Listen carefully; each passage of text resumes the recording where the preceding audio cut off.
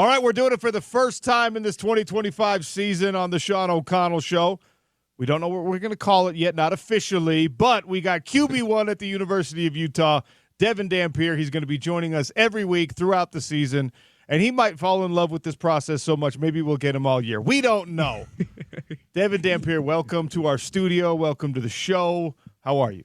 Good. I appreciate it, man. It's going to be fun. Yeah, man, we're going to have a lot of fun. We're going to try and get to know you a little bit better, not only as a player, but as a person, obviously. And, look, you got to help us brainstorm. It was the Rising Report when it was Cam Rising. It was the Bernard Breakdown when it was Mekhi Bernard.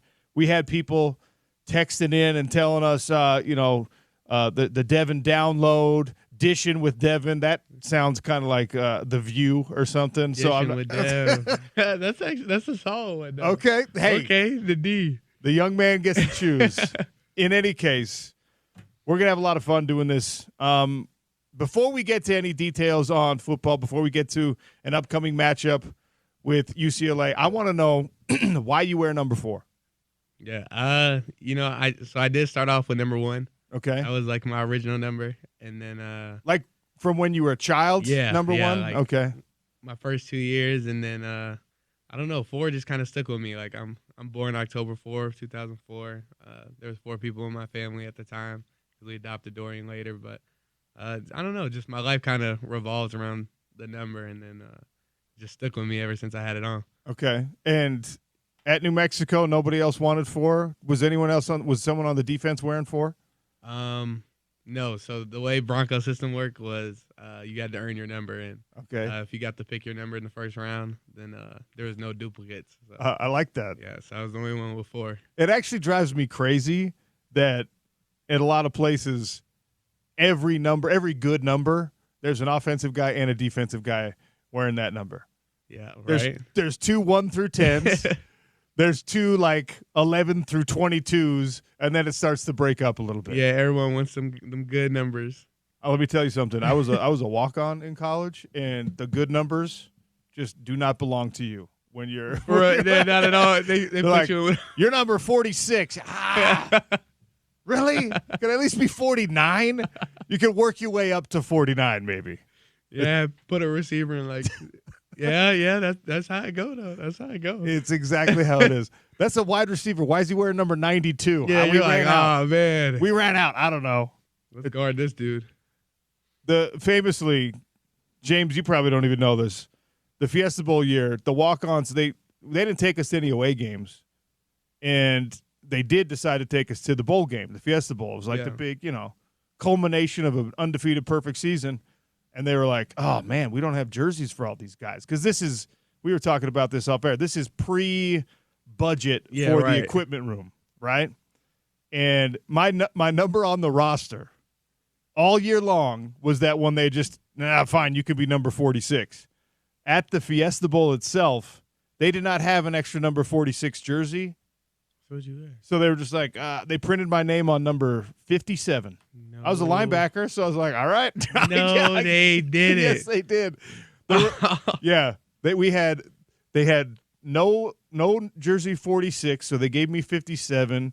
They put like 2 DBs and 2 walk-on wide receivers were all wearing number 83, I think. It was hilarious. Yeah, that's wild. That's wild. I can't lie. That's a quick switch up. The poor equipment room at that time was just like, sorry. Yeah, bro. Like, I'm going to print your name on this jersey because that's all we have. We finna give you anything. Yeah. See, but you know what? That ain't right. Back in those days, we didn't complain. we were excited because we got the bowl gifts, Oh, yeah, the bowl gifts. I heard that's the stuff. Back in the day, man, when you're a walk-on who can't get food, when you're working a dang job or whatever, and someone's like, hey, we're going to give you – it was an iPod. Do you even know what an iPod is? Yeah, I had a little iPod Touch. Yeah. Yeah, it was an iPod, and it was like a camcorder as our bowl gifts and those things. That was oh, yeah. That was a treasure trove back in the day. Yeah. So needless to say, it's a different world than you're living in now. All right. Sure. We found out why Devon wears number 4. Just resonates with you. I like that. At the University of Utah, when you came here, was 4 open? Did you have to, like, elbow somebody out? In the NFL, you got to pay for a number. Yeah, right. Did you have to – I mean, now you guys are professionals effectively, but was 4 open when you came? Yeah, 4 happened to be open. Okay. I think a senior graduated that wore 4 the year before. So Okay. I was able to step into that number. All right. We're glad you're wearing number 4 in a Utes uniform.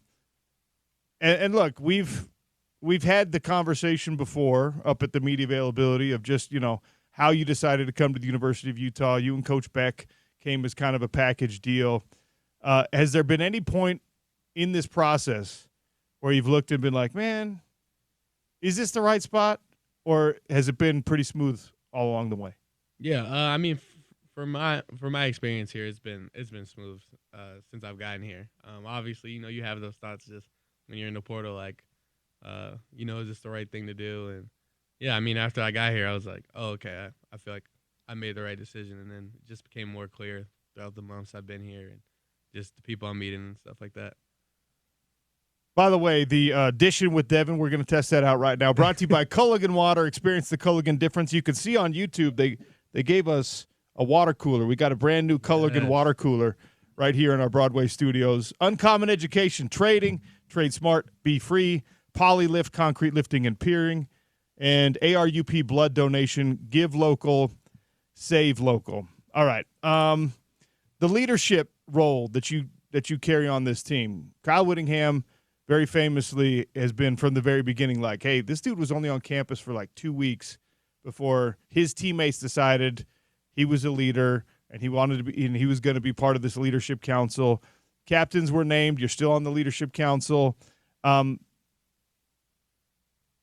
role you have taken on, the quarterback position is naturally a leadership position, but with your teammates, getting to know your teammates and all that stuff, is it deliberate or is it something that comes natural to you that everyone just ends up looking at you as a leader? Yeah, I think it's a little bit of both.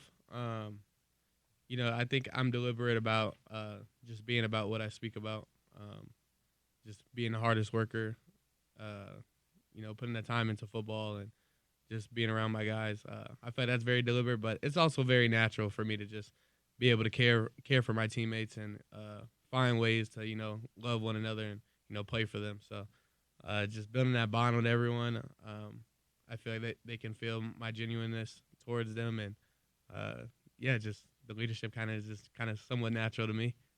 When you say being the hardest worker, I think of the guys I played with, and part of being the hardest worker was like the film junkie, but also the weight room guy. That's not necessarily natural all the time for a quarterback. Are you a big weight room junkie? Are you a guy that really hammers it out with Doug LSI and those guys? Yeah, I take a lot of pride in my squat. Yeah, how much can you squat right now? I think I got the 595 in the summer. So I wish I put a little something so I hit 600. They let you put 595 on a bar and get underneath it? Oh yeah, we're grinding. We're grinding this summer. That's so much weight. Yeah, how much do you weigh? I'm 209 right now. Okay. Yeah. So we'll round it up. 210 pounds, squatting 595. That's a big number. Yeah. That's for real strong. Yeah, that's something. I've always had strong legs somehow, but yeah, I mean, Coach Doug's program, I've never put that weight on a bar, so yeah, he's definitely got me real strong for this season. Jalen Hurts' max is 600,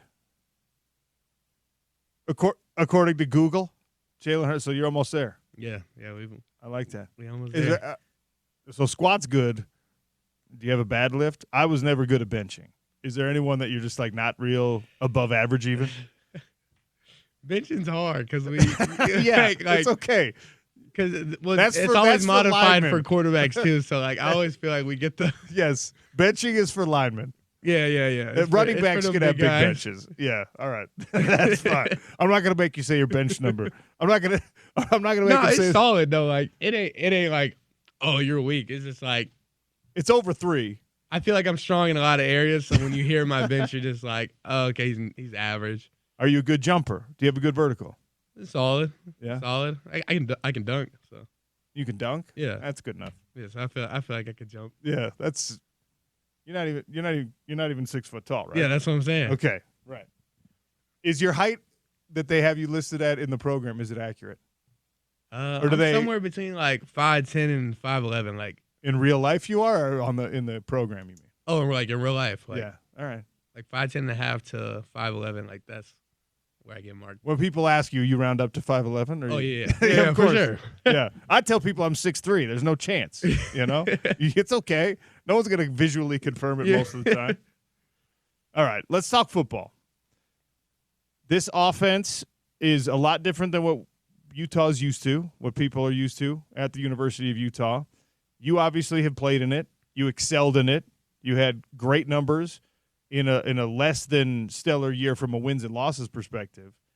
When you extrapolate what you did in this offense with less talent around you and you put it in a Utah setting, what is it going to look like? What has it looked like at practice? Yeah, I think it's just, I mean, for y'all, obviously it builds excitement, but just for me, I mean, being with our defense and, going against our defense, we got a top dog defense. So, for sure.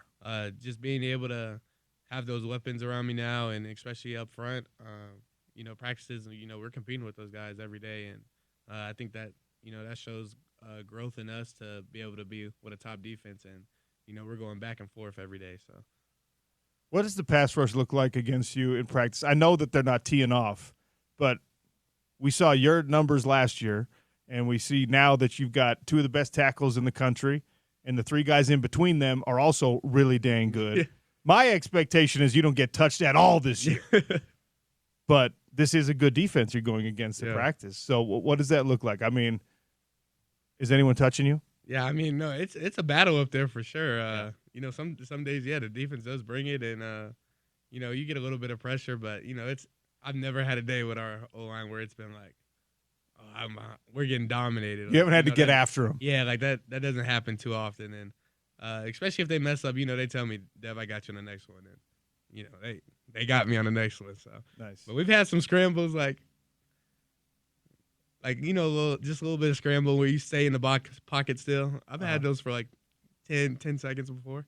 For real? Yeah, like drop back, and then you kind of just.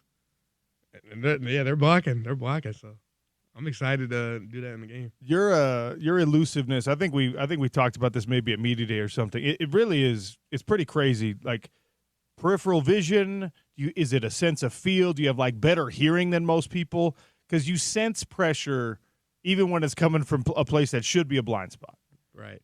I don't know. I want to say it's just like a natural gift because I definitely don't practice it or like things like that. But I got it's like a feel type of hear kind of thing. Okay. Just I don't know. Spidey sense. The Spidey sense. That's what we're gonna call it. Okay. I'm just gonna start telling people that it's my Spidey sense. You just know. I have no clue how to describe it. It's fascinating to watch because, we've all gone back and seen the tape, and it's like, how does he know that he has to move right now? But you just know. Yeah. Natural. Will you run as much this year as you did last year? You think? No. Do you want to run as much this year as you did last year? I always play to win, so if it involves me toting that ball to get that dub, we don't question that. We're talking about what you want, like in a perfect world. Because I think there are players out there. There's some quarterbacks who know their dual threat abilities and they enjoy just as much, or maybe even more, that they're a running back with the ball in his hand every play. And then there's some guys that were really good runners that have spent their entire career trying to convince everyone that they're also pocket passers and they just want to be throwing the ball around the yard. Where do you fit on that spectrum? I mean, I find it very fun to run the ball. It's fun to make people miss and have that fun, but it's also fun to dot people up as well. So I feel like I live in the best world right now. Okay, what is the more if I tell you, Devin, you can only have passing touchdowns from here on out and not a single rushing touchdown, or you can only have rushing touchdowns and you don't throw a single passing touchdown, what would you choose? Passing. That feels better. You like the passing touchdown. It feels good to help somebody else get their moment, if that makes sense. It's just, I don't know. Like as a quarterback, I always look out for just everybody else. So even when we score a passing touchdown, the lineman, because I mean they made the pocket, so after we throw it. They're all bumping heads with me before Yeah. we even go to the person who scored. So it's fun. It's fun. Um, how does it feel when you hear people talking about the wide receiver room, the weapons around you, as, hey, that's a question mark. We don't know if these guys have what it takes to rise to the level of what we think the offensive line is, what we think the running back room is, what we think this quarterback is. Because those are your guys. Those are people you're developing chemistry with. Some of them are teammates that you've known pretty well. So when you hear or see like, oh, we don't know if the wide receivers have what it takes, as the quarterback whose job it is to make them look good, how does it make you feel? I mean, I feel good personally, just especially after fall camp with the new guys coming in and stuff like that. That's a group that's working really hard, and yeah, I mean it's cool when nobody knows about them, because then it's gonna create a bigger story when they come out, and they're open 99% of the time. So it's gonna be fun. I'm excited. Has anyone surprised you from like, hey, I didn't know that he and I would have this level of chemistry? I didn't like. I don't know how it works in your mind. I would imagine, previous teammates, guys who came from New Mexico, would be the ones that you think, I already know what he is and what he can be. Has anyone surprised you? Has anyone jumped off in camp, especially, or maybe even going all the way back to spring, where you're like, that dude can ball and I didn't know? Yeah. I think just focusing on the guys that were here already before I came here. Like Zip was a younger guy, and right. Dallin was someone who hasn't played yet at tight end. So, when we got to camp, we just, it was the question mark, and those two, they held it down, and they show why they're here, and they're gonna have a big, contribution to our offense this year. Devon Dampier is our guest here on the Sean O'Connell Show. Utah's starting quarterback. We are coming up on the first game of the season. For fans, there's a lot of anticipation, obviously, as this UCLA matchup approaches. What are the emotions like for you? Because there's a lot of preparation, obviously. Mm-hmm. But, football season, I try to explain to people all the time that when your body knows when it's this time of year, it's time for football season, when you've been doing it your whole life. So, I mean, you're less than 2 weeks away. Yeah. My headspace and body just naturally hits not a serious mode, but we're dialed in. We know what part of the season we're in. We know what we got to do to get these wins, and we just know what preparation it takes to, win games. Is game day I keep a smile on my face type intensity, or is game day like you become an alter ego and that spidey sense is now your venom and you're like a bad guy? I'm very smileish. I'm very smileish, and then I got a serious moment just right before the game starts, and then football's fun, so I should be smiling and laughing with the guys on the field. We worked so hard to get to this moment, so enjoy it. When it comes down to film study, the team is getting into install now. The team's about to round that corner into, all right, cool, we figured out whatever position battles in camp. Now let's prepare for a specific opponent in UCLA, who, to be honest, incredibly athletic, a very talented team, doesn't have a super high outlook for the season, but they're always a tough out. So how do you manage the film study, the transition to focus on UCLA? Is that something you've been doing for a month, or is that something that you kind of jump into that playbook and jump into that scheme when the rest of the team does? Yeah, I've looked at UCLA just throughout the last couple months. It's fun to get after it already, but yeah, now we're definitely week to week, one game at a time at this point. So all our focus is on UCLA, and just the main part of breaking down film. You figure out what you like that you run in your offense, and you figure out what you like against their defense, and you put your best guys on what you think is going to work, and that's just what we're going forward. How much does it mean to you that this year you're at a place where you get to test yourself against, Power 4 talent, elite talent every single week? I say all the time that the transfer portal, envisioned the transfer portal as when it was put into place is for guys like you, is for guys like Cam Ward. I think that's what it was designed for. Guys who were under-recruited, maybe overlooked, maybe had injuries in high school, whatever, and they end up at a place that's not quite challenging enough for them, right? And so they elevate. I don't necessarily love like the SEC to SEC transfer aspect of it, but for guys who get to climb, I think that's a great thing. What does it mean for you that, I'm sure that there were schools besides New Mexico, as much as you appreciate your time there, that as a young kid you were like, I would love to play at a place like that. And now you get to be here in a Big 12 conference that, tests you at a higher level every single week. What does it mean that you get to show your skills and prove who you are on a higher stage? Yeah, that means a lot. And I agree with you with the transfer portal. That's personally how I view it. A lot of things are starting to shift in the way of money and stuff like that. But, when I heard about the transfer portal, I saw it as I can show my talents at New Mexico and then hopefully go somewhere where, I can be a little bit more prepared for an NFL and, go against competition, closer to what you're going to get in the NFL. So, that's just been my journey. The journey's always been to make it to the NFL. So I feel like I'm somewhere where I'm going to get that competition. I'm going to play against guys that's going to make it to that next level. So I'm excited. The business aspect of it, the money aspect of it is, for some people, it's an unfortunate reality in college football. For some people, it's like, hey, this is a long time coming. It should have always been this way. How do you compartmentalize? Because you have to be a businessman now. For sure. You have to care on some level about, the money coming in. But also you got to be a football player first. So how do you manage? The best way I manage, I have my agents. My agents handle all that for me. But for the most part, it's a team game. So there's a lot of selfish individuals that go into this and, beg for the most money that they can. And you just realize that when you do that, it does hurt. It hurts the team because then they can't spread out the money to get other players. So a lot of NFL guys you hear about, some of the quarterbacks sacrificing their contracts and just stuff like that.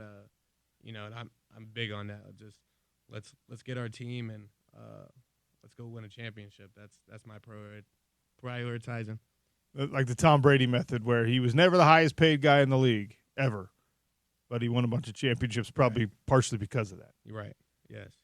That makes sense. Do guys in the locker room know? In the NFL, you can just look up what a dude's salary is. Yeah. Do guys in the locker room know what the other guy in the locker room's making for the most part? Because it's not public record. Yeah, right. No. Unless someone asks and someone answers, but besides that, is that we try to keep it to yourself. Is that taboo? Is that like, hey, man, that's not cool? We don't ask about how much money he got? Or is that something like people are okay to talk about? Because locker room dynamics have had to have changed with the money that's come in. Yeah. Back in my day, 100 years ago, like you were like, I can't believe that guy's got a scholarship. But that's as far as it went, right? Now it's, I can't believe that guy's got a scholarship and he's getting $500,000 a year or whatever else, if you know that. So is it something that people are willing to talk about? Is it like you're not supposed to go up on the street and ask someone how much money they make, whatever their job is. But is that different in a football locker room right now? I truly believe that Utah is different in that aspect. I just think the guys they recruit are a lot more about football and the love of the game than, obviously coming here for money. So in our locker room, I don't really feel that. But, I have heard in other places where it's kind of like sure. Oh, you're getting that. Well, maybe I should leave then because they didn't, just stuff like that. And especially like even with the new game of recruits, you hear the recruits come and, you always hear that's what they're big on, how much y'all getting paid. And it's just like, it's not what we're about here. Like, you know what I mean? So that's interesting. So, that is the picture that's painted for all of us external observers, right? And you're a guy deep in the middle of it saying that's really how it is. In the quiet moments, behind the scenes, people are more about the football than they are about the business. Yes, I think Utah is. I think Utah is a very special place. I can't speak for every other school, but sure. I just know there's there's a couple other schools where money is being prioritized for individuals for sure. What made you gravitate towards a place like this instead of a place where you probably could have made more money? Because, I mean, you had options in the transfer portal, obviously. You had an incredibly productive year last year. People were excited about your potential, et cetera, et cetera. So why did this appeal to you instead of that? Because money is great. Yeah. Just love of the game and championship. That's ever since, the college football playoffs ever started. It's always been a dream to just be in that stage. So I feel like I'm on a team where I feel like that's very possible to do. And that was just my biggest mindset. Let's go somewhere where I can get in that championship moment. And this is the team I feel like I can do it with. There's been recent years even where Utah didn't get to play the undercard, nobody respects us role. It was first year in the Big 12 Conference. You're expected to win the Big 12 Conference. At the end of the Pac-12 era, it was like Utah's going to be the favorite to win the conference. I think it better suits Kyle Whittingham and this Utah thing when you have a chip on your shoulder and you can say nobody, like they're sleeping on you, you're picked to finish fifth or whatever else. But how are people processing the expectations, external expectations relative to what you guys expect from yourselves?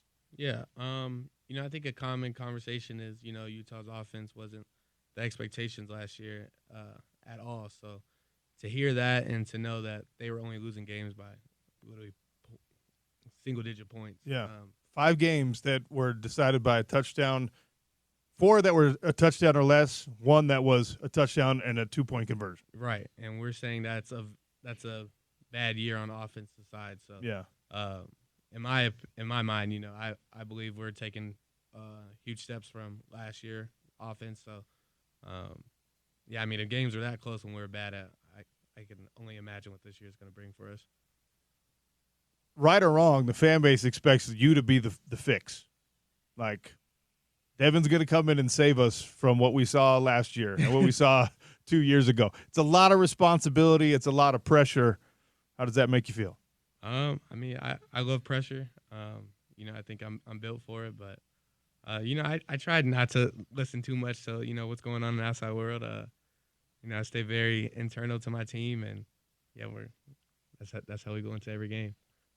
Last time we talked at Big 12 Media Days, I asked you who's talking the most trash, and you said you and Lander are going back and forth at practice. Is that still the case? Is Lander Lander's still your number one opponent on the opposite side? Yes. I threw one pick during fall camp, and it was Lander.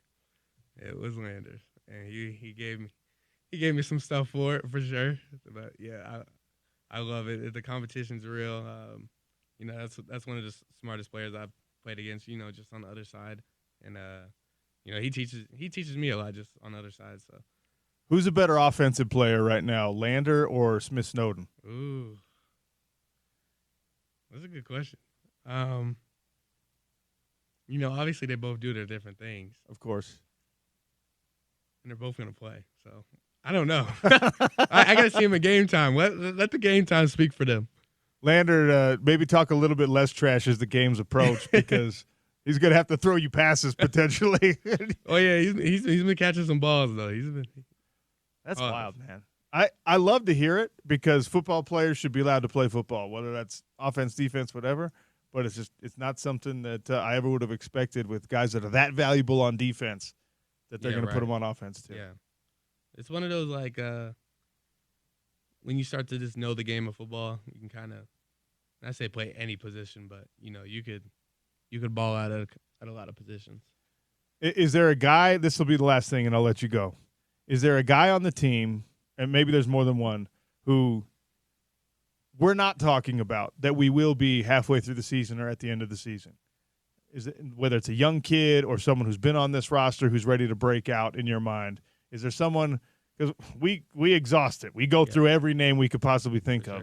But are we missing anybody? I do feel like, the O-line does get the love, but, Moko's kind of the slept-on one just because he's been hurt and stuff. Mm-hmm. I think Moko's going to have, that year. I like that. For sure coming up. So that's a player to watch out for. All right. I love that because I can tell you this. Michael Mokafisi is probably the least often mentioned player of all the starters on offense. Right, he's a dog. He's a dog. All right. You guys got your back, Moko. Yeah, for sure. I like that. Well, look, thanks for coming in. We're excited to be doing this every single week throughout the season. And, you know, the Utah fans are very, very excited about what the season's going to bring. And a lot of that is on your shoulders. So enjoy carrying that load. Yeah, I love it. I love it. We're gonna get some wins this year, you fans. That's Devon Dampier, number 4 in the program, number 1 in your hearts. That conversation brought to you by Culligan Water. Experience the Culligan difference. Uncommon Education Trading. Trade smart, be free. Polylift Concrete Lifting and Piering. And ARUP Blood Donation. Give local, save local. Thank you, Devon. Lots more on the Sean O'Connell Show. ESPN 700, 92.1 FM.